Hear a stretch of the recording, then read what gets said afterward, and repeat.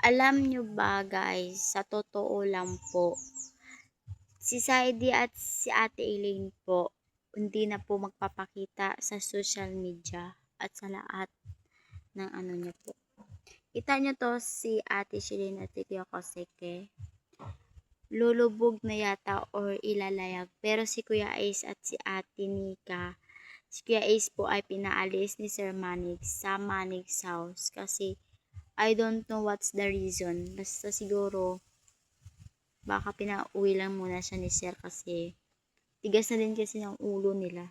Pero itong dalawa na to, hindi na po sila magpapakita sa social media kasi nire-respeto nila.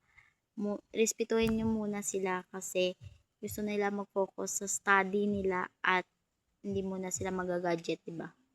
And sana masaya ka sa munting vlog ko. Bye!